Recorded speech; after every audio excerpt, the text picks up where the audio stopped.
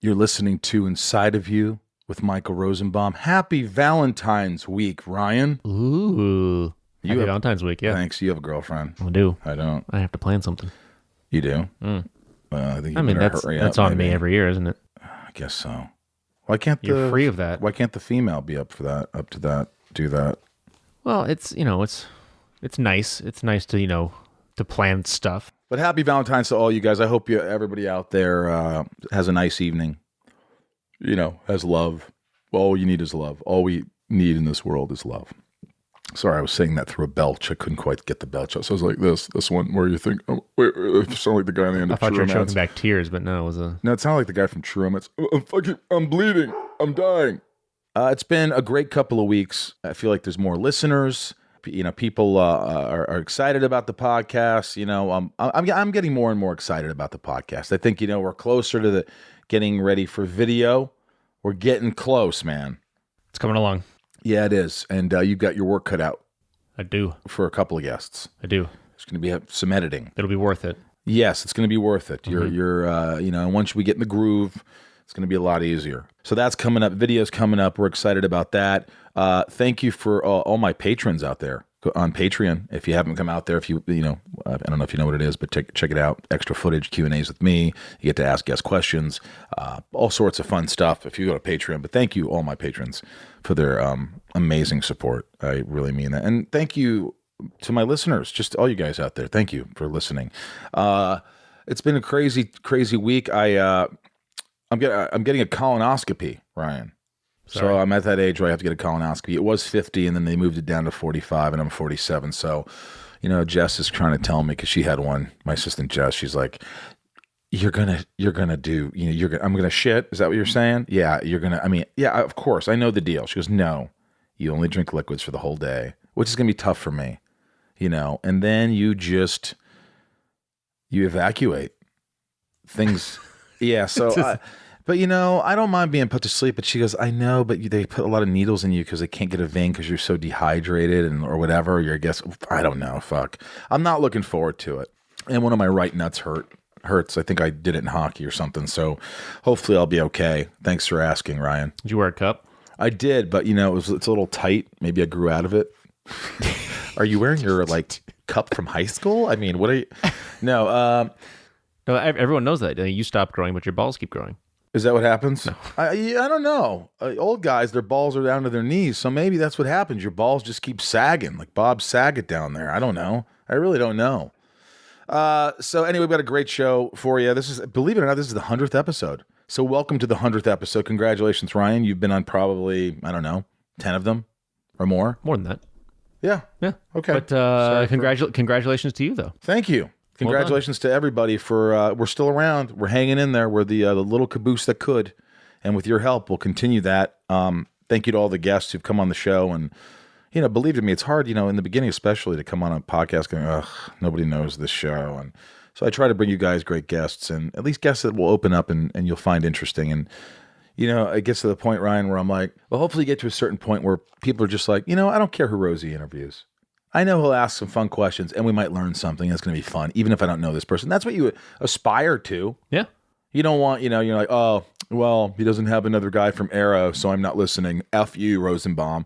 The thing is, if you like an interview, then you support. You keep supporting. I can't give you everything you love, but I could try. I'm going to be in Richmond, Virginia on February 28th, 29th. We're doing Smallville Nights with Tom. So that's going to be fun. Also doing a Stage It, I believe. Look online, but Jason Mans and I are going to do a Stage It when I'm in Richmond. So we'll do a live show online. You check that out. And that's pretty much it. I'm on Cameo, all that bull crap. But hey, let's talk about our guest. She's been in a lot of stuff. She has actually worked. She was in stuff like Hall Pass and, her new movie with Bruce Willis, Trauma Center. I saw a trailer for it and it looked pretty freaking intense. She's been around, man. She's been around the block. She works and she's got a really good attitude. I learned a lot from her. I didn't think I would. I might say that in the interview. I mean, look her up. She's been in a ton, and I thank her for opening up so much. And let's just get into it. Let's get inside of Nicky Whelan. It's my point of view. You're listening to Inside of You with with Michael Rosenbaum.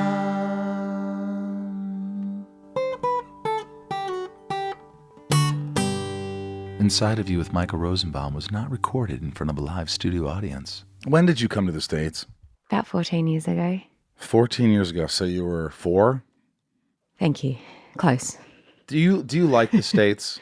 It's okay. Yeah, because I get that from you. Not in Yeah. not in an arrogant kind of Australia's better nationalistic sort of feeling. It's more like that's my home.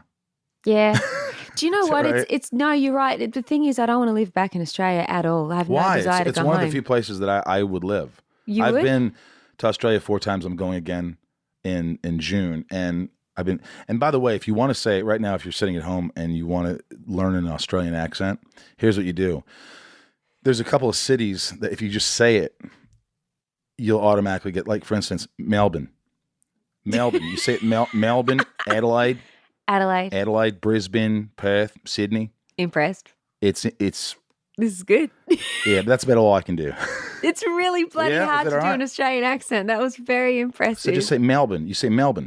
Melbourne. Yeah. Like Americans say Melbourne, Yeah, it's not right. not Don't even- say Melbourne. even though it's spelt like that. No. Ryan, say Adelaide. Adelaide. Oh, that's good too, I can do Ryan. Well stuff. done. Perth. Perth. That was a little English, Perth, wasn't it? Was it? Perth. Well, my mom's English, so I think I do it a little English. Yeah, maybe so. Yeah. Ah. But that was a good start. Do you hate when Americans do Australian Well, accent? it's just really hard to hear because it's like very wrong and it comes out wrong. Like it's really easy for us to do your accent because most of our TV growing up was American. But I could always tell when you guys slip in and out. Mine's- Some yeah. English yours is that good? No, mine's terrible. Oh, it's terrible because I know some people you'll be watching a movie, and there's an actress. I won't say her name. I just hear these things sometimes. She's trying to do a southern accent. Yeah, She's doing it real it slips. southern like, and I'm like, I don't know. That sounds rough. authentic. I know. Yeah, it's difficult, and I think but people only notice if you're from that region. Everyone else will go like, oh man, she's southern, or oh man, she's Australian, Yeah. which you are. I try not to. It's so weird doing another accent in a movie because you just don't feel authentic at all. So you have to get so used to it. It just feels weird. I still find it weird. Well, Trauma Center, that's out. That's out. That's out now. Video on demand or whatever the what do they call The it? theaters. The theaters. Theaters for 2 weeks and then it's on demand now Bruce as well. Willis, Tito Ortiz. Had to do an American accent in that. See, you did, huh? Because that's what I was wondering. I was like, did you? Because When I scream and cry. I could see it because I watched. I didn't get a chance to watch the movie. Forgive me, only because my grandpa passed away. Oh. Yes, so that's a good excuse. I'm going to use. Thank you, Irv. I love you heavy. up there. Thank you for that Oh. one. Because otherwise, I'd be an asshole. Shit. But by the way, it seems like a very intense role. It's very I mean, intense. it's just you. It's you in this hospital. Bruce Willis seems like the good guy in it. These some bad cops here. It's not that, but it looks pretty intense. And a lot of the screaming and yelling, which all I do the whole entire movie, is that kept coming out Australian because when I'm genuinely bawling my eyes out and crying, I fall back into me and then I'm like, and I'm like, that was Australia. I'm bawling my eyes out on set going, that was Australia. We need to do it again. Like, because you just slip.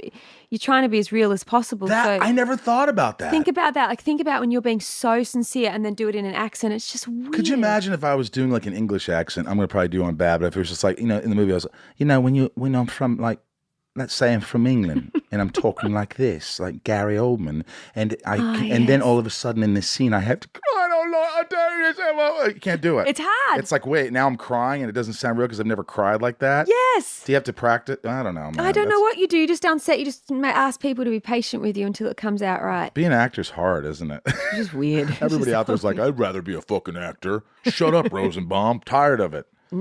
You, I almost said you've been around. I didn't mean like that. But look, I say the wrong things a lot of times. First of all, we met doing Kevin and Johnny Farley's podcast at the Olympic Improv. Remember that you were when a it guest? And was? you don't remember, but I do. I Holy remember shit, you. I just remember now. By the way, can we swear on this? I'm so sorry. I just let it Yeah, drop. you can swear. Yeah, okay. I'm so sorry. Yeah, we did. I'd forgotten about that. I was trying to work out where it was. Easily forgotten. No, you're not at all because I see you on Twitter all the time. You're more of a Twitter person than Instagram. You know what? I think you have to in this day and age. I fought it for so long, and then I'm like, I got 2 podcasts, and I got things going on, and you just have to make people aware. If you don't, then no one's going to come see your band. Yeah. No, Not that they do, but although we played at the Roxy. We played at the Roxy, and it was a good crowd. Are they shutting down the thing next door to it? Remember, it's the Rainbow Bar. I just ate there. So they're saving it. They're keeping it. Remember, they're going to shut it down. I nearly had a meltdown, even though I've only eaten there once in my life. That was the first time I ate there, and I might have had diarrhea, but I'm not sure. The diarrhea could have been from anything. I don't want them to rip apart Sunset. So let me ask you: you've been around a long time with your career. You've been acting. I look at your credits, and I'm like, you've done. I mean, I remember Hall Pass with the Fairley Brothers, and I mean, you were on even. How young were you when you did that show in Australia? 24, 25. And you were kind of a star there. Are you still a star there? Like a bigger star there than here? No, I don't know what. When you sort of say star in Australia, it's just like people, because Neighbours is so big there that everybody knows it. So people will know you, but no one, it's not like a star. I don't think no one looks at you like you're a star. Like Australians are like rough around the edges. Like in America, in Hollywood, everyone's like, oh my God. But there it's like, gives a shit. So what, you did Neighbours anyway? Like there's a very different like sort of vibe towards you, and no one really cares. So I don't feel like a star there, which is my family. That's why you like Australian men. I do like them, but I'm not dating. Well, I'm just saying. Yeah. Your grandfather was a football player. When you say football, you whip that out because I know stuff. When your grandpa was a football player, yeah. What does that mean? Because if you said in America he was a football player, I'd say did he play for the Broncos? Yeah, so he played for a huge team. He Well, won. what is football, first of all? Is Australian that soccer? rules football. No, it's Australian rules, so it's only an Australian football sport. So it's very different to soccer, rugby, and American football is completely different. But soccer is called football in England. It is. But in Australia, football's football, but different kind of football? What the fuck is going on? Australian rules football, and then you have soccer, and then you have rugby. 3 different sports. Australian rules is Australian sport, and it's huge. It's like the second biggest sport in Australia. And my granddad played for a big team. It's like American football. Who did he play for? He played for Collingwood, they're called. So was he a name? Is he a star? People remember him? What was his won name? A medal. Something Whelan. Marcus Whelan. Say it again. Marcus Whelan. Marcus Whelan, right. He won this medal called the Brownlow, which is very, very, the Brown Loaf? Brownlow. I love this. I think I won the award Brown Loaf. I did that. Loaf. Is that, well, that's Southern Indiana. Sometimes it comes out. But go ahead. So did you know him? No, I never met him. He was my dad's dad. He died before I came into the world. But it's like a whole thing in our family. So it's kind of cool because Australian rules football is awesome. I used to do TV hosting years ago. I used to interview a lot of them, and it's just a good thing to be in the mix with. It's a lot of love around that sport in Australia. Did you feel like, I mean, you're from Australia, so there's certain things that you think of. When I think of people in England, I think, they probably are bigger drinkers than we are. Yeah. I don't know if that's true. Yeah. Ryan, is that true? Oh, yeah. It is. Oh, yeah. They're drinkers. Pub culture, yeah. Is that Australia too? I mean, Australians can drink. They can drink. They can absolutely. Was there drinking in your family? Yeah, like everybody can drink and does drink. I mean, as they've got older, my dad still drinks. I mean, my dad's nearly 80 and you've never met anyone like him. He's still pounding it? He used to smoke a pack of cigarettes a day for 50 years. He's quit now because he's nearly died about 8 times from it, but he still drinks hardcore. He's so old school. He's old school Aussie. He's got the tattoos, little boxer. Does he have no patience? Mm-hmm, all that stuff. He's old school dude. How does he talk? Like if he said something, let's say he was like, get me the newspaper, Nicky, and a beer. What would he say? Like,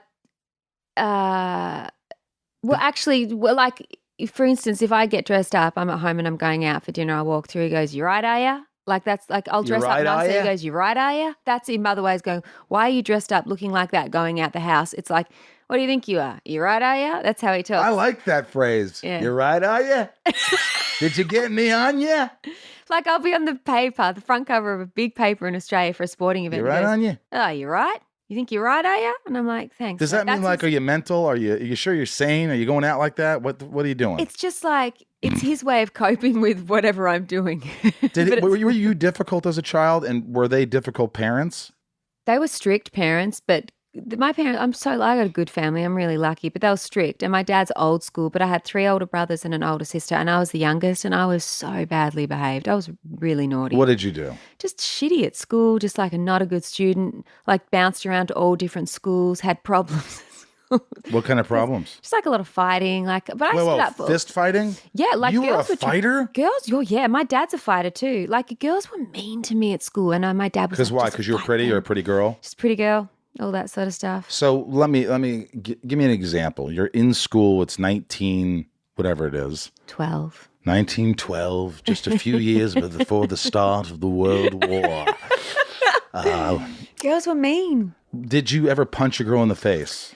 A girl got me in a headlock once on the last day of year 9. Someone had said to me early in the morning, this girl's going to get you at lunchtime. And she was a beefcake. Like, she was like hardcore. And I was scared. And they said she's going to crack an egg on your head at lunchtime. And I was like, this is awful. Crack an egg on your head. So I went, somebody warned you that this girl was going to crack an egg on your head. Am I getting this right? Yeah, this is true.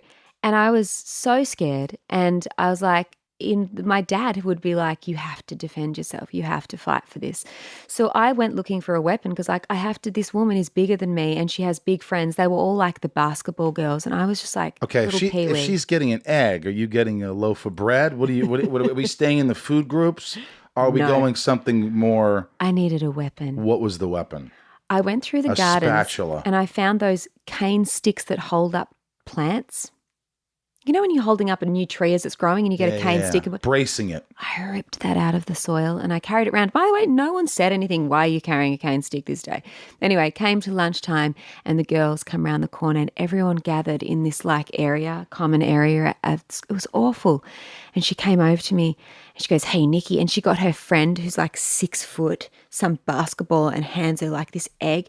And she just grabs me and gets me in a headlock. I'm like, here we go. It's happening. And I go down and she just like gets the egg and rubs it into my head. And then like. But you had the egg beater. And then I went, my turn. And I just like whacked her with this stick. Where? And she went down on her back. Where'd you hit her? On her back. You hit her with a stick in her back. She went down. And she was like, ah. And I was and like, that was it? Well, she was in pain. And then they went, I hear this, Nicky Whelan to the front office, please. I was like, really? This is not my fault. I did not start. This is pure defense. Well, if I was the principal, I go, well, Nicky, it looks like she might have put an egg in your head, but unfortunately, you beat her with a stick, and that's a crime. I got into so much trouble that they tried to expel me and suspend me, and it was a whole thing. But my dad, I was so scared when I got home. Right on you? I was going to be grounded. They ring this. I was upstairs in my bedroom. I was like, and my dad goes, I hear him answer the phone, and then I hear him go, Nicky. And I'm like, this is it. Grounded for life, expelled. I come downstairs, and he looks at me, and I'm standing in the kitchen. I'm shaking. I'm so scared because it was pretty hardcore. It happened. And he said to me, if anyone ever touches you, I give you permission to defend yourself. Don't worry about it. And I was like, You had so much more love for your father at that moment. It's like, yes, I'm allowed to fight. Are you close with your family? Like, do you tell them do you call them crying about your personal problems? My mum and my sister are super close, know absolutely everything. Really? Yeah. I'm really lucky because a lot of people come to LA and escaping their family and trauma. I'm not. My plan B doesn't suck. My plan B is go home and live with my awesome family on the beach. But that's always a plan B, but you've never done it. Even when times get tough, do you ever just say, I'm leaving, I'm going? You've always stuck around. Yeah, I think that, and you know this, you can't just because you don't work for a couple months give up. Oh my God, I love not working for a couple months. So do I. I get to vacuum and go to Bed Bath & Beyond and do delicious activities. Are you someone that when they don't work, they get a little depressed and No. You don't? No. You don't worry about the next job. You don't think, because Jess says, you have an addiction to shopping. You do? But I don't. Here's the thing. As I look around I want your you house. to tell me, and maybe my listeners can write in and you, I don't buy lavish shit. I don't go out. I have a van out there that's 17 years old. I have a truck that's 8 years old, a pickup truck. I like your truck. Thank you. But I get Star Wars toys that cost, maybe $20 here, $50 here, something at a convention. You see, I have this. I don't believe you. Some of this Star Wars stuff is worth an absolute fortune. But I've had that stuff a long time. So I don't like. I'm looking at a Princess Leia puppet up there. How much is that? Dude, $60. Really? Yeah. So what I'm saying is maybe I buy stuff, but I have a rule. If I buy a pair of sneakers, I give 2 away to charity or to what. Yeah, always. You have a little system. I have a system. Whenever I buy something, I get rid of something or I give to somebody. That's good. Yeah, but do you think that's an addiction if like Etsy, somebody fucking introduced me to Etsy. Have you been on Etsy? Oh, yes, I have. I always dress up as one of the Jedis for Star Wars and they make the proper tentacles. I've been Ayla Secura and I was Ula for a couple of them and Etsy make them professional ones out of the latex. Nerd alert. I love it. I have Friday the 13th. There's a on the door had a sign made from Etsy. Oh, really? Yeah, Friday the 13th. It says Camp Crystal Lake.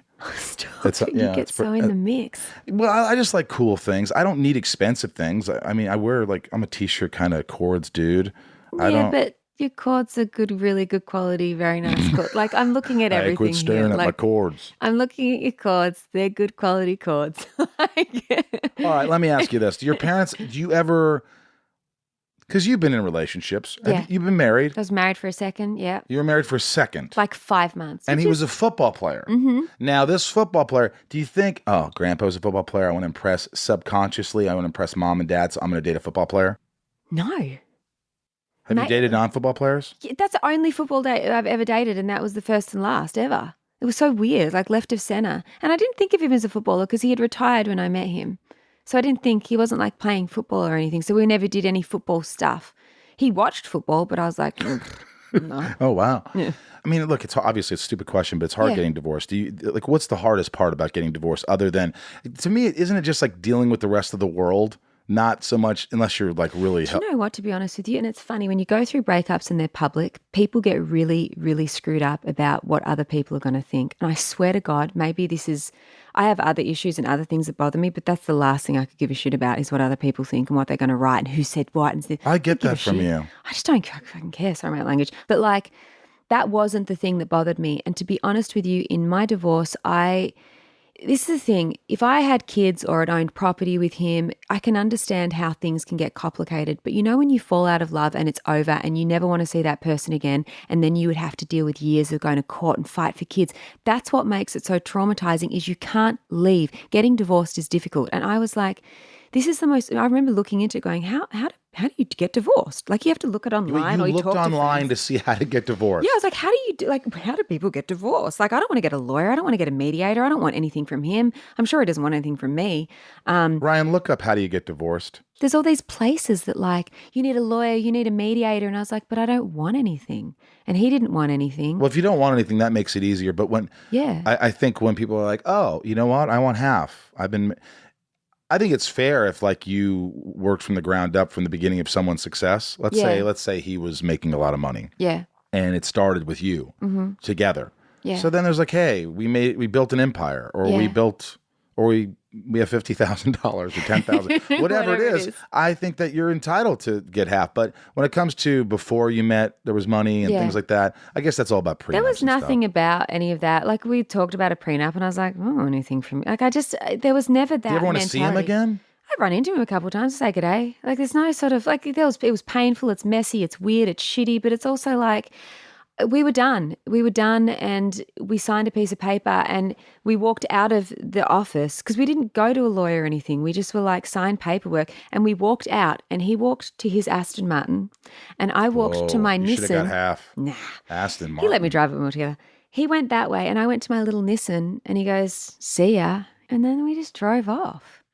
And there was no like, that's my fork. Again, there was no one.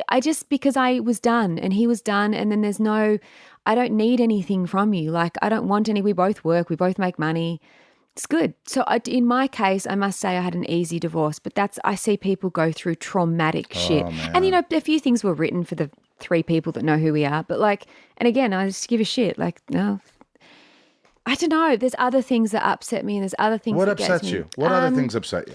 But there's so many other things. There's so many unexpected things that happen. Lies hurt. Cheating hurts. Those are painful things. When Have you ever been a cheater? Never cheated in my life. You've never cheated in your life? Never cheated in my life. I commend you. You know what? Knock on wood. Yeah. I mean, not knock on wood, but I haven't either. I was like, knock on wood. I hope I don't. No, I haven't either. Yeah. That's one thing I can't do. So that's like when I am in a relationship, when I say I love you, this is us. Not the NBC series, but like this is us. Yeah. Then that's it. I like to hear that from you. That's well, it's awesome. important. Yeah. I've said that before. Ryan, are you that guy too? Yeah. No, I Ryan, don't. well, your yeah was weird. My yeah was weird. Sorry, I was. He goes, I hope not. He's dating my friend Amanda. I was just Googling how to get divorced, and now I'm asking like. Forget that. Go ahead. Forget about that. I believe you. covered I have the blurb if you want it. Yeah, is this a short blurb? Well, it's just for Yeah, there's a short one. Go ahead. Before you can file for divorce in California, at least one spouse must be a resident of the state for 6 months or 180 days.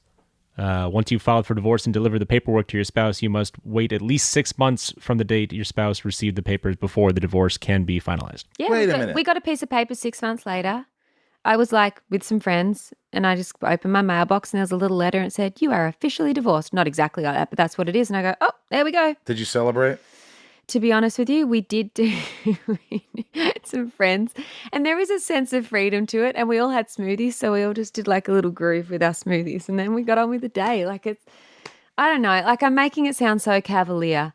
No, but look, it's a healthy. Yeah. Look, I'm sure there's those moments where you're like, everybody, look, it wasn't a big deal. And then you go home sometimes and you hear a song. Oh, he touched my shoulder during, must have been love. But it's Roxette.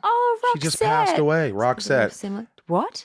The lead singer to Roxette died like 3 days ago. Oh my God, am I breaking this to you? How did she die? passed. I don't know how she passed, but it did. In fact, whenever someone passes, I mean a singer, I always get on my Sonos or whatever, my Napster. I still have Napster, and I play their hits while I shower. I love Roxette. I listen to them And all the bathe. time. Did she die? I think she died. Can you tell me Let's how? look. She had that song. Yeah, Marie Fredrickson Yep. died December 9th of this year. That was 3 days ago. Of what? Does it say of what? No. I love She sang the song. She's got the look. She's got the look. Remember the Blood music in the video? bone can make a bright-eyed girl turn blue, or bright-eyed boy. And then she had "Join the Joyride." The Big Love, Big, Dangerous. You know she's a little. Yeah, they had great hits. Look them up, guys. Give a little tear and glass of wine and Damn, listen to I'm some gonna have to Roxette. figure that. I'm gonna have to sit with that after this. Def Leppard's alive still. I'm going to see them in concert again. One Armed Drummer. Yeah, dude. Def Leppard, Animal, greatest song they ever wrote, and the music video at the circus. I'm more of a pyromania guy. Photograph, Rock of Ages, Oten, Greeten, Glotten, Glover. God, I feel like we're from the same time. Well, probably are. You're younger than I am. I'm 38. How old are you? Now. I'm 47.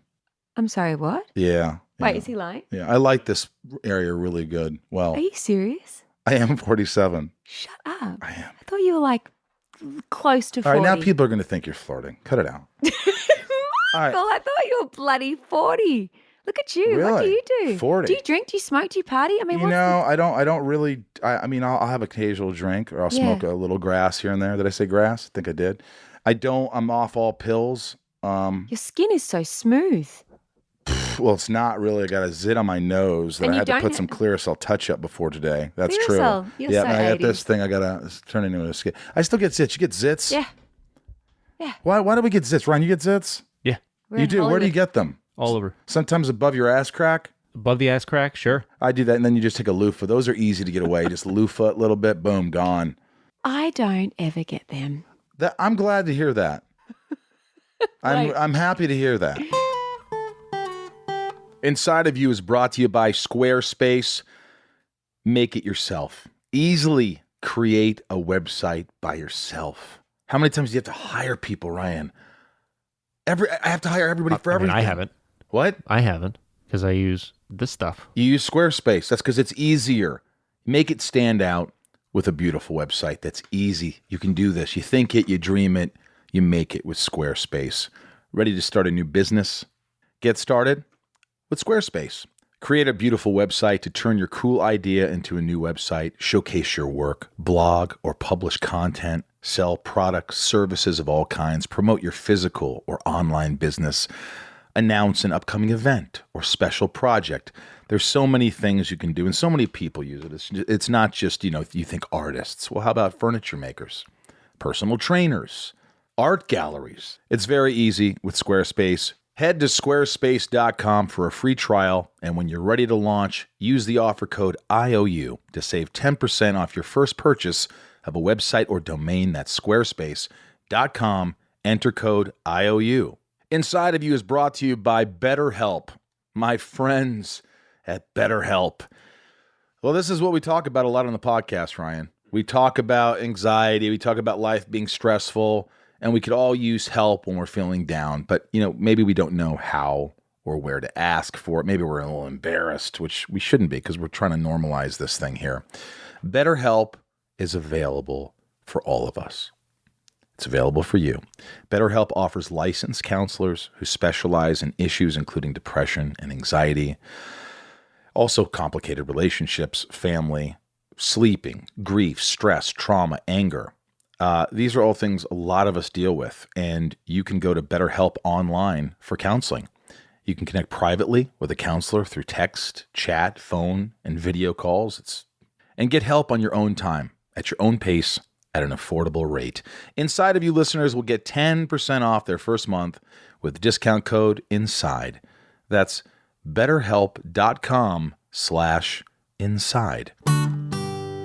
As an actor or as just a human being, like you've modeled, you've done all these things, you've been in the public for a long time. Do you get anxiety? Do you know what anxiety is? Have you ever felt a panic attack, or you've never experienced that? In my 20s, severe, hardcore vertigo, horrendous anxiety Vertigo. attacks. What happens with vertigo? Sitting there talking to you right now, and then all of a sudden I'm just like, I start spinning in the chair and I can't, everything starts spinning. I had brain scans. I was like, there's something wrong with me. Horrendous in my early 20s. I thought I was dying. The worst panic attacks. Vertigo is a part of anxiety, and it feels like it, because vertigo it's very dangerous if you're driving because you can't control. It's like I'm sitting here looking at you, and then all of a sudden everything starts and you can't focus, you fall over. What do you do? You just wait till it passes, and it's horrendous. And how many times does it come on? Like a day or a week? Or it used to come and go for years. Sometimes I wouldn't have it for a couple months, and I'd have it hardcore for a week. And I realized it's just pockets of trauma and things that have happened through life that I've forgotten about, trying to come out. And when all this started, I started doing a lot of self-help work. I meditate 2 hours a day. I don't have panic attacks. I don't get nervous. The only time I ever get nervous is if I'm on a first date. I get really nervous. And if I am auditioning on set, out in public, red carpets, public speaking, could give a shit. When I first date and auditions, I fall to pieces. Otherwise, I just don't care. Has anyone ever came up to you and said, Olivia, you look so good, Olivia Newton-John. You look so young still. I met someone on a photo shoot yesterday. The photographer, said to me, do you know Olivia Newton-John? It's just weird that you just said that. No, but I did meet her once. Oh my God, I'd love to meet her. I was in her driveway at her house. My girlfriend, it's her fairy godmother, or not fairy godmother, what do they call them? Your godmother. And it was weird because her daughter was there and we were all like, you look more like my mum than I do. And I was like, I'll take this because I love Olivia Newton-John. Who doesn't love Olivia Newton-John? Physical.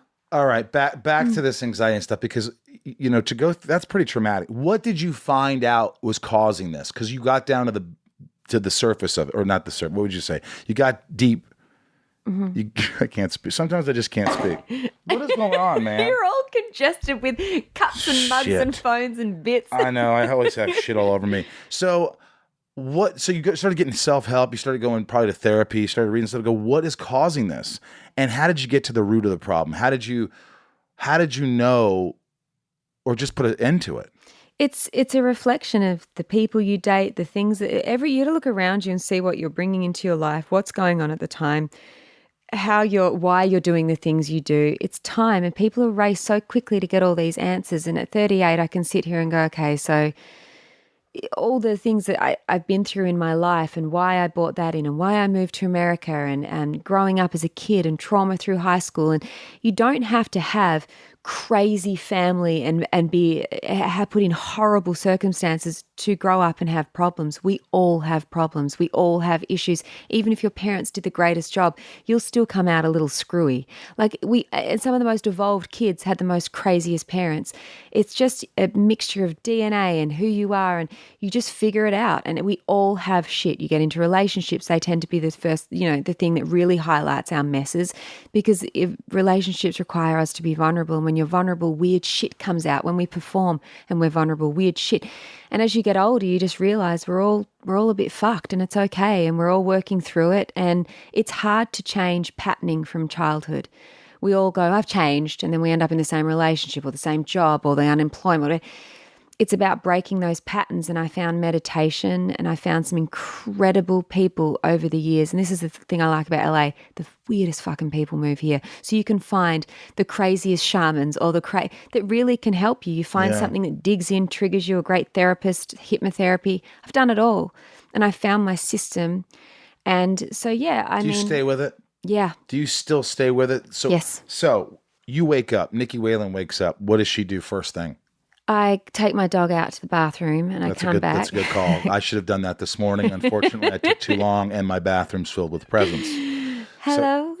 Yeah. All right. So go ahead. So then what do you do? I make Are you on coffee. your phone at this point?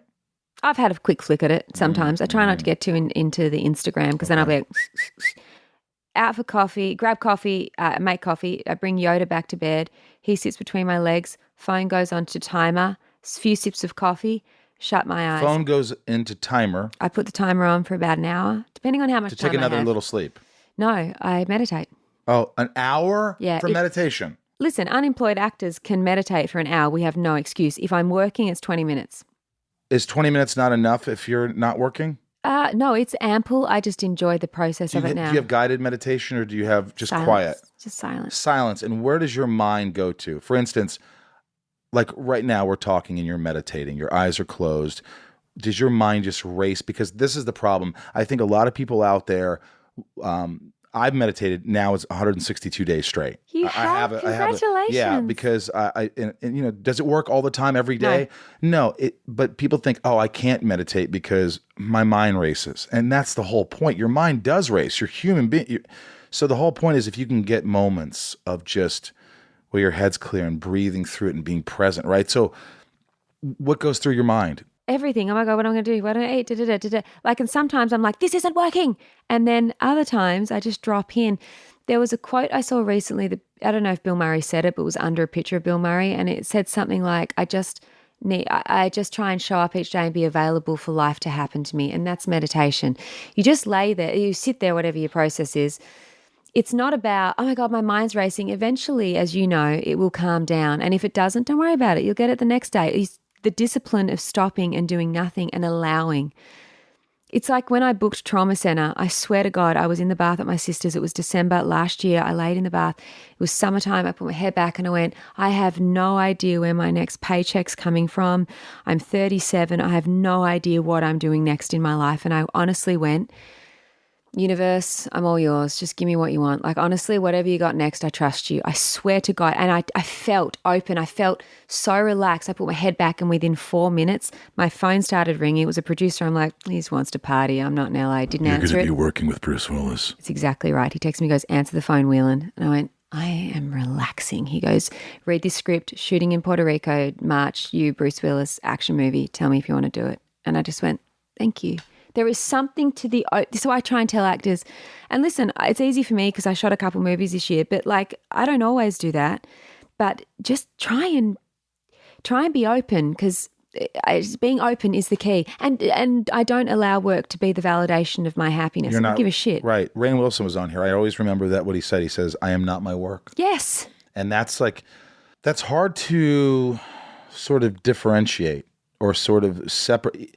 Because work is such a big part of you, but it's not you. So, and I haven't been good in the last week or two because I was really good. I was waking up, like what I do is I don't touch my phone for an hour. Ooh, you're good. But sometimes I start to drift off or sometimes I'm not eating right. So it's being good to yourself, being kind to yourself, say, hey, I fucked up for a week. I'm human. Let's get back on it. Yeah. Let's get back on this. Let's do the healthy shit again. Let's go back on the hikes. Let's go do this. And I think a lot of people, including myself, that's why I was probably addicted to Xanax for a long time, because I just felt like I can't turn my mind off, and I'm not going to sleep, and I'd rather sleep, so I'm going to pop a Xanax tonight, and I'll go to sleep. Or, I'm the lead in the show, and I can't, I'm a producer on it, and I have to be great, and I have to have energy tomorrow, and I'm putting so much pressure on myself, and it could just take you in a very, sort of a downhill spiral. So my thought is, everybody's listening. A lot of people are like, none of this will work. They're going to meditate and they're like, it didn't work. I'm going back to a pill, or I'm going back to. Then get discipline. You got to be disciplined. It's all about discipline, isn't it? It's all about discipline. Routine and structure in your life. Yeah. And don't worry about, okay, some mornings I'm rushing out the house and I always make my bed. But I make my bed every morning now. Make your bed. If you don't make your bed and I you even run shower. Out. Yeah. Well, that's a very good sign. No, I shower, but I just shower in the morning now. Yeah. It's just people are searching for that. Once I get my next job, I'm going to be happy. Bullshit. Go and be happy. Go and be happy with your mates. Whenever I've got time off, even if I haven't made a great deal of money, I'm like I like my life when I'm not working just as much as when I am working, if not sometimes more. I love my friends. I love my family. If I'm going through a patch or I'm going through rough, then I get really into my self-help work. love your life. And then then the acting thing doesn't become such a, oh God, I'm not working, I'm not validated, it's only going to be better. It's not like that. Like you guys know, you've been on the hugest shows, worked with the biggest actors in the world. It ends and you come back to your home and you just, doing normal shit again. You just got to, I just think there's too much. Being here and every time you step out the door and everyone's like, what are you working on? How's life? What are you doing? Isn't that the worst thing to hear? It's like, I'm not working on anything at the moment. I'm having coffee and walking my dog every day and partying and having some fun and traveling. And I don't think people are listening anyway when they say that. They go, oh, what are you working on? I don't really care in their minds. Hey, how are you? If you pass people like, oh, hi, how are you doing? Every once in a while I go, I'm not great, just to see if they're listening. And every once in a while someone go, what? I go, I'm just kidding. I just want to see if you were listening. You know what I love? How are you? Oh, super busy. So busy. I couldn't be busier. I'm so My busy. life is F. That's crazy. You know what, Nikki? Yes. Say your last name again. Whelan. Okay, good. I said Whelan. Why don't you stop me? Yeah. Does everybody say Nicky Whelan? It's Whelan. Why do I say? I've always said Whelan. Yeah, it was no Like way. Whelan, I think of Waylon Jennings. Well, I think of a whale. Did I call you Jennings? Sure. Do you know Waylon Jennings? No. Waylon Jennings, I think, sang this song, Just a Good Old Boys. Oh. Never meaning no harm. And all they want to do is be in trouble with the law. What show is that?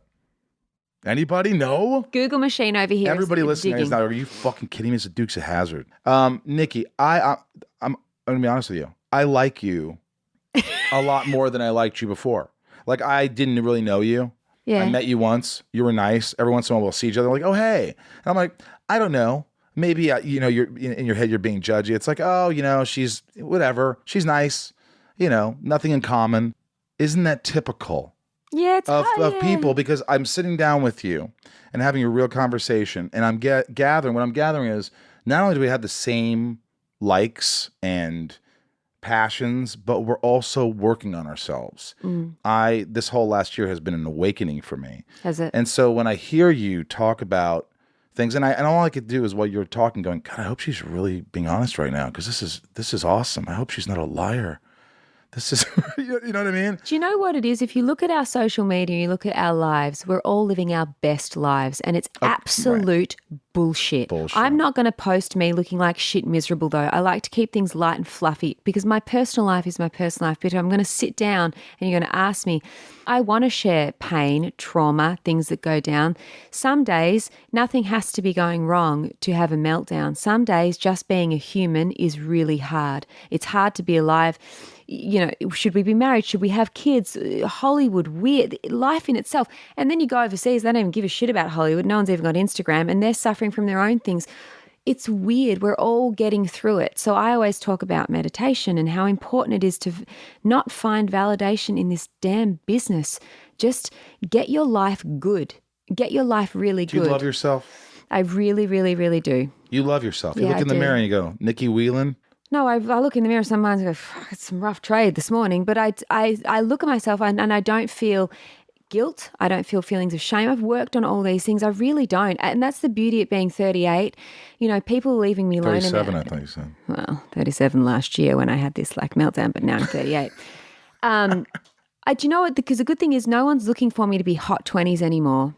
There's no pressure in that shit anymore. I'm comfortable with it. I don't know. There's something about as you get older, your care factor mine does anyway. It just feels better to be here. I don't know, my head is better. I've done a lot of work, and I still have meltdowns and shitty days too. Ryan's like, but I still have hell days, but I just I kind of like who I am, and that can be a little lonely because when you're letting off a very strong, I'm good.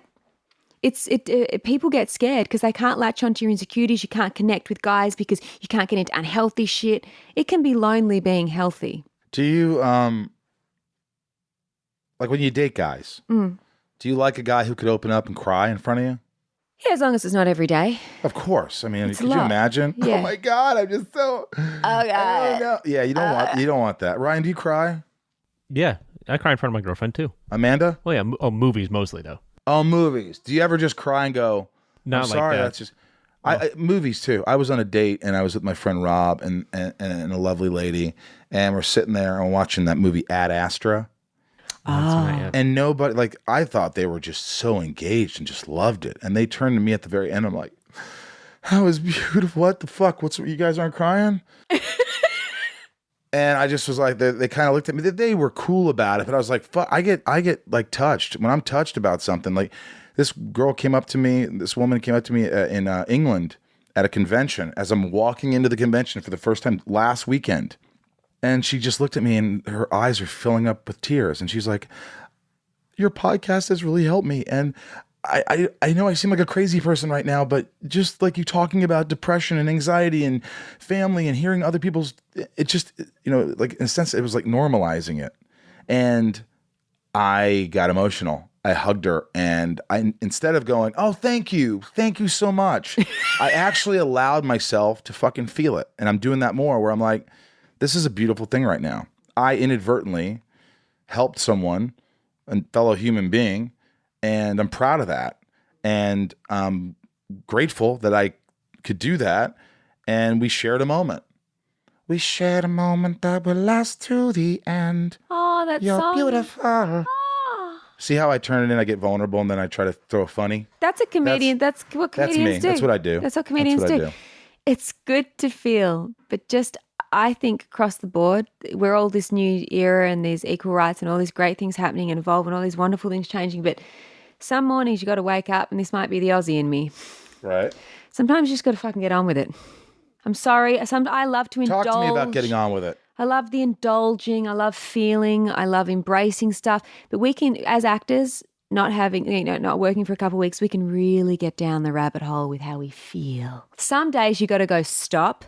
I've cried for 4 hours. We've all had a breakdown. 4 hours. So no, days. I mean, 4 hours longer. But like, you get down the rabbit hole, stop. We felt. Let's get on with it. Sometimes there's something to, my mum always says, she goes, you know what your problem is, all of you in Hollywood? Half of you aren't working. You got way too much time on your hands. Get out and get busy. Get a job, get busy. Because when your brain's work, like when you're on a set, you might be going through something, but you just, you do feel better. And so I'm at the end of the day, working. my brain's working. She goes, get busy. Do you love acting? Or do you just do it because you can and it makes you money? But is it something you're on set for 14 hours a day and go, this is great. I love this. I love when I'm on the job. I love being on set and I love being in the job. And I kind of don't mind the promo and everything aside of it as well. Like I kind of don't mind promoting movies, like this sort of stuff. I don't mind doing all the publicity. A lot of actors don't love the publicity side of stuff. But I indulge in all. You see me, red carpet. That's probably why you're like, I don't really know who Nicky is. Pretty pictures of herself. Yeah, there. like look at my Instagram. Oh my God, bikini, red carpet, photo shoot, sponsoring this.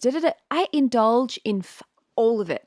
I am in the mix. I get into it. I make that part of the job. A lot of actors because you're a commodity. You're like, you're trying to sell yourself so you work more and you're like relevant, right? Get in the mix. It's just the job. Who cares? Some people like back in Australia make fun of me and they're like, really, Nicky, you're posting another picture. I'm like, yep. Next. But you know what? This is really cool. The dichotomy of who you are on Instagram, maybe with the pictures, and who you are just for real. Like you said, you don't need to show everybody who the fuck you are. That's for your own private world, your own private life, your friends, your family.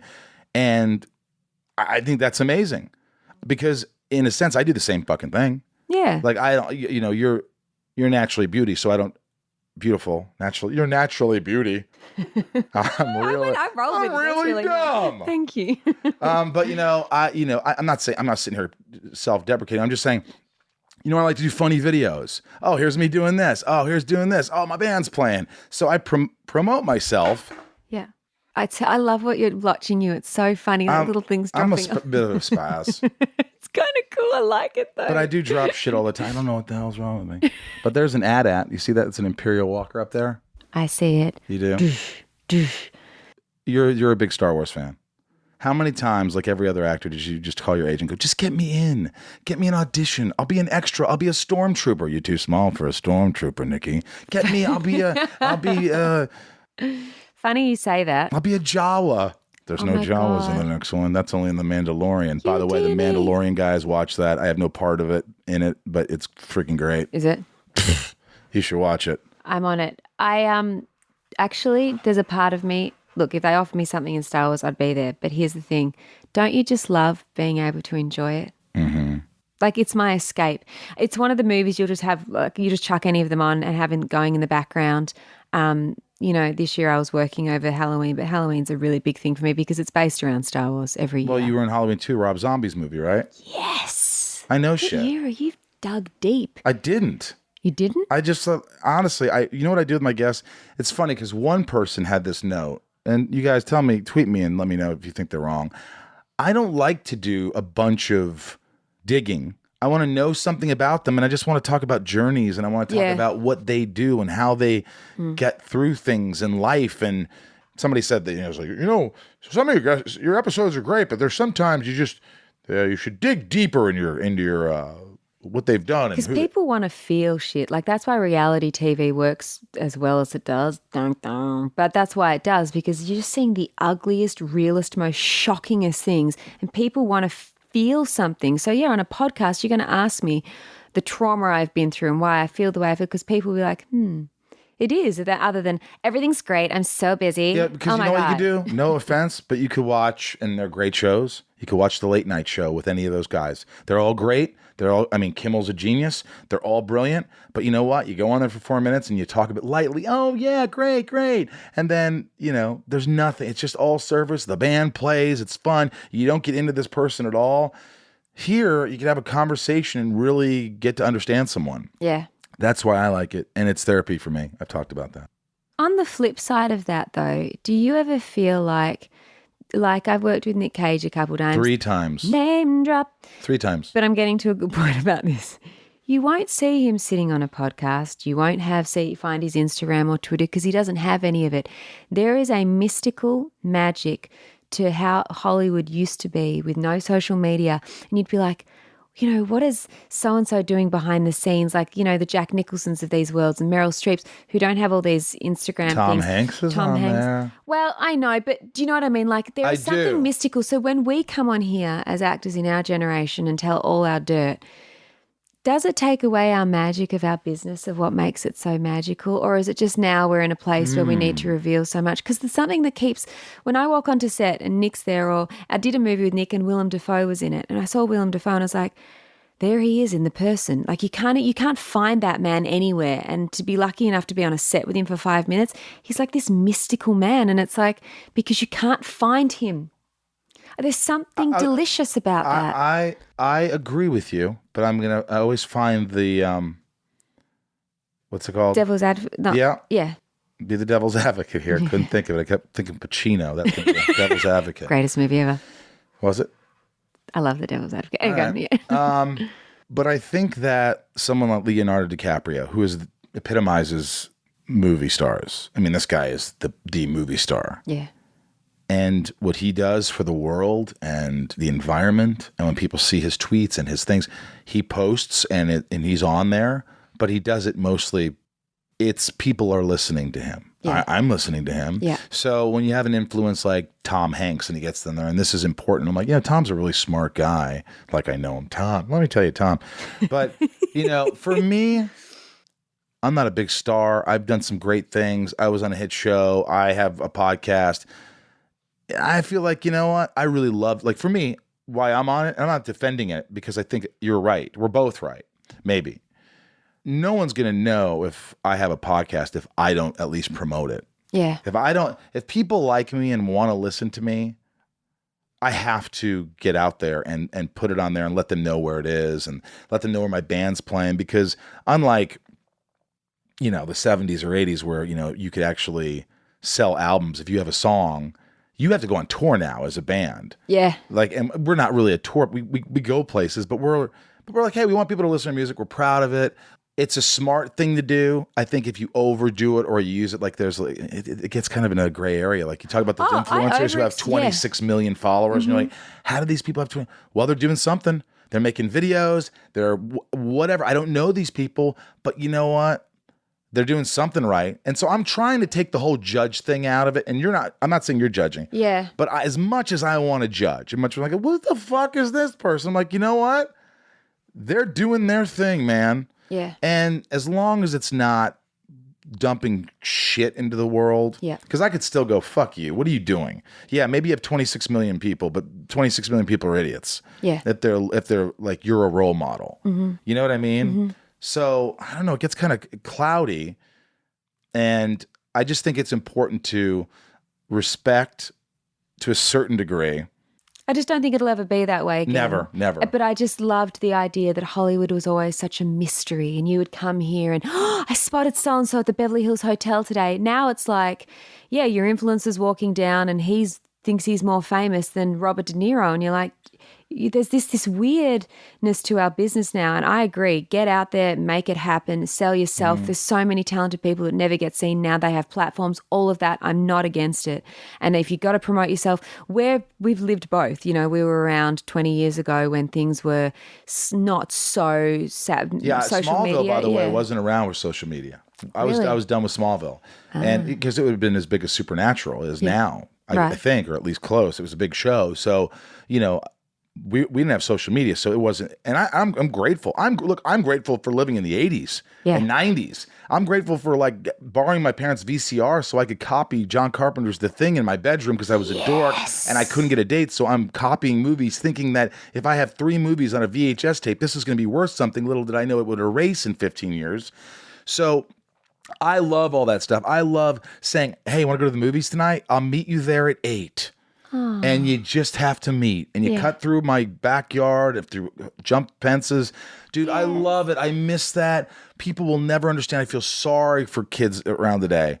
It's just like, it's all about the phone. It's all about the computer. And I get it. I sound like an old man, and I do it too. Yeah, we're in the mix. But that's what we're talking about. Like what you said, you know, splitting that, you know, or you said like having a life. It's not just all work. It's really spending quality time. But really, being present really with your having a friends. life. Really having a life, whether Having a that be life. family, whatever it is. Yeah. When you have a good life, when you can get excited about your coffee in the morning, like, can't wait for my genuinely. Yeah. You're living a great, great life. Is there nothing else, everything else that comes in? And listen, I'm sure there's actors listening going, yeah, but I've got to make money. And so do I. I still got to make money too, you know, there's this whole thing to it. But I just... But you have to really enjoy life and go on little what's the word? Adventures, road Adventures. trips, Thank you. God, activities. I just started golf. I just picked up golf, started playing golf. I play a little. I play miniature. I'm terrible at it, but I've been at the hitting range. I'm learning how to I'll go golfing. I go over on Moore Park. There's a little thing on Moore Park. Yeah, Whitsett. I go to Whitsett. Whitsett. Whitsett, yeah. Yeah. The driving range there. I've been like, I'm just giving everything a crack. It frustrates me, but like I get this, when I hit it, I feel so good. I'm present. Finding new activities at 38. It's weird, but you have to do it. By the way, Jack Nicholson. Yeah. He's not on Twitter and Instagram because he spent 75 years of his life not on any, you know what I mean? Yeah. Nick Cage gets huge movies. He's a billionaire. So he doesn't need to promote himself. Willem Dafoe will always work. We aren't big stars. So it makes more sense to people like us to use it as opposed to big stars. Like Tom Hanks doesn't need it. I had some friends of mine that were like, you just, that are having a go at me going, are you always promoting yourself? I'm like, unfortunately, I'm not Angelina Jolie. And I got to put myself out there, and I've got to feed these different markets of things that are going on. And they were so nasty about it with me. And I was like, I don't have a choice. I'm in the mix. These aren't your friends, are you? They're actually not my friends anymore. Side note, they aren't my friends anymore, but they were really weird about it with me. And they were trying to, I think they were uncomfortable with how I could promote myself, because there is a grossness to it. Because you remember like 10 years ago, if you took a selfie, you're like, oh my God, they took a selfie. They're so into themselves. Now we're like, hey, and it's okay, it's all of a sudden acceptable. Right. They're still in that mentality of gross. And I'm like, I don't give a shit. You know what? All I care about is be a good person. Yeah. Be a good person, have a good heart, listen to people, try to enjoy your life. And, you know, try to be supportive to people you like. Yeah. If you like them, if you like the podcast, support me. You know, it's like, it's really important. So, Nicky, this has been a real treat. Your movie, first of all, what's your social handles? So if you want to see these beautiful pictures and see her exploit herself, like I'm kidding, you said that. Sort of. No, it's true. No, but you know, but you know her now. So when you follow her, you'll be like, I like her. She's cool. Nicky Whelan, all of it, NickYWhelan, not Whelan, but Whelan. Trauma Center. Look for it. It's got Bruce Willis, it's got Tito Ortiz, and you loved filming it. Badass crew, loved it. It was hard. Was Bruce cool? Yeah, he's cool. Is he cool? You know, I sat down, I was like, because it's so, you get on set with people like that and you're like, watched you my whole life. This is very weird. Did you say that? Yeah, no, I didn't actually. I just went straight to The Fifth Element. Oh, yeah. That's all I did was interview him about I would have The gone Fifth to The Element. Sixth Sense. I see dead people. I wanted to know about Miller, and I wanted to know about all the Mila behind the Jovovich and scenes. Gary Oldman. Gary Oldman's my favorite. Yeah, Favorite of all time. he's so good. I just interviewed him Nobody about better that. than me. I met him you interviewed him? No, I interviewed Bruce about The Fifth Element the whole time. Bruce seems like the kind of guy that when you're talking to him or when you're acting with him, like you can barely hear what he's saying. Am I right? Is he like, so do a scene with me, just say something? He's just like, okay, are you okay? I don't know. Yes. And the only reason you could hear that because I'm mic'd. Yeah. But as an actor, I'd be like, "What did he say his line?" Because it's so internal. I know how it's going to look when they print and they put the picture up. I know that, and the sound That'll guy's make the going. trailer. The sound guy's going, "Fuck, would this guy speak up? Jesus, I can't." Guys, we got to do that again. I don't hear Bruce. I don't hear Bruce. You don't hear him, Bruce? Can you do one? Why do you want to do another one? What? I said, why do you want to do another one? So true. You're so Right? A lot of these big actors are old Exactly. school. They barely say anything. Yeah. And I'm like, I remember there's a time when I was doing a movie or early on in my career. I'm like, I don't know if you want to do that. I don't really care. So, and then the director's like, hey, can you speak up? I go, is it going to look better if I don't? Like, I thought maybe it's just going to be better if I don't talk louder. It's a real moment, and they've got a damn mic on you. Handle it. Just act. Cover it. Nicky Whelan. This has been a really treat. I really enjoyed this. I don't know what else to say. Did you have fun today? I had heaps of fun. I'm obsessed with your house. I feel like I need to poke around all these shelves and bits and pieces. Your home is absolutely beautiful. Oh, thank you. It really I've lived is. here a long time, and I've made it mine, my own. I can stalk you now. I can stalk you now. Well, it's all right. All right. Thank you for having me. Thank you for allowing me to be inside of you. I just say that to everybody. Break that awkward moment of what you just said to me. No, I say it to everybody. Yeah, I say thank you for allowing me to be inside of you. To guys, girls, it's just the quote. You're welcome. She doesn't get it. She doesn't listen to the show. I do. All right. Thank you so much. Thanks, guys.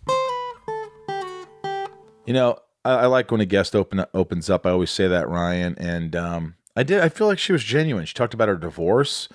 You think somebody's going to act a certain way and it's going to be beneath them. And that's why we shouldn't judge people, because I thought she was really, she was a good guest. We worked on your Australian a little bit. Yeah, I told you, that's the key. You got to do what do you call those? The cities in Australia. That's how you do it. Adelaide. Brisbane. Melbourne. Yep. Melbourne, Perth, Sydney. Something like that. I mean, that's how I do it anyway. That was the 100th episode, so give yourselves a hand. Thank you. How many people do you think have listened to every episode? I wonder if there's any that's actually listened to 100 of them. That's going to be tough. If you are, tweet me and tell me that, because I think that's pretty cool. Shout out to the patrons: Angelina G, Yukiko, Jill E, Emma H, Jason W, Daniel B, Lauren G, Robert B, Nico P, Jerry W, Bob, good old Bob B, Suzanne T, Leah S, Trisha F, Mark A, Scott B, Kevin R, Abdullah A, hi Abdullah, hi Dion K, and Emily F, Nancy D, Allison L, Barry I. Wait, it's Barry L, isn't it? I'm going to say Barry L. I always mess it. He's going to hate me now. He's going to not be my patron anymore. Raj C and Sarah V. You guys rock. I really appreciate you. And thank you all for listening and your continued loyalship. What would you say? Your loyalty and what ship? Loyalship is a new word. Can we create that? Sure. Loyalship. The name of your yacht? Hey man, the name of my yacht is Loyalship. Again, thank you so much. If you want to be a Patreon and contribute more, you can. But thanks for subscribing. Thanks for all this stuff. Ryan, you got anything to plug? Oh, you can watch a recap rap I did about the Crisis on Infinite Earths. Which I'm in. Which you are in. I have a small part. You were kind enough to do that. And where can they find that? You can find that on youtube.com/thewarpzone. It's really funny. He's really talented. Check out how funny he is. You're going to become a fan of Ryan's, and then he's going to leave me, and that's how it goes. And then you can also see me do an Emperor Palpatine bit in the most recent video. Oh, yeah? Did you have fun doing that? Yeah, I'll show it to you. Is it a lot of work? It was a lot of work. I was actually, when I was on set when you FaceTimed me, and I was getting the makeup done. And you're like, oh, yeah, you look great. Yeah. It's it looks even better. I wasn't even totally done. The shit you do before you become famous, huh, Ryan? What do you mean? What if you just did? Wouldn't you just be happy just doing this for the rest of your life? Probably not. You'd probably get tired. I'm having a lot of fun right now. See, that's the I'm thing. going You're with it. having so much fun.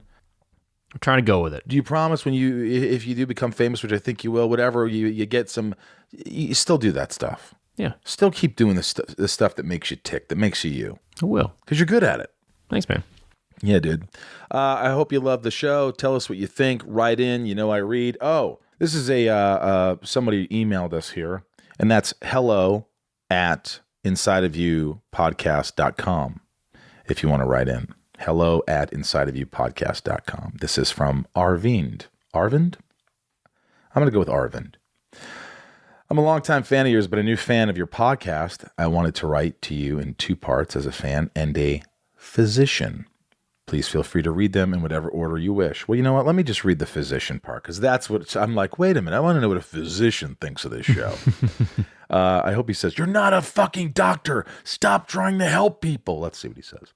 Arvind, I work as a family physician in Arizona and treat patients with anxiety, depression, PTSD, etc. on a daily basis. The biggest challenge that I face is to convince my patients that their experiences are not uncommon and can be overcome. Many people with mental health feel isolated and alone, as if there was something wrong with them.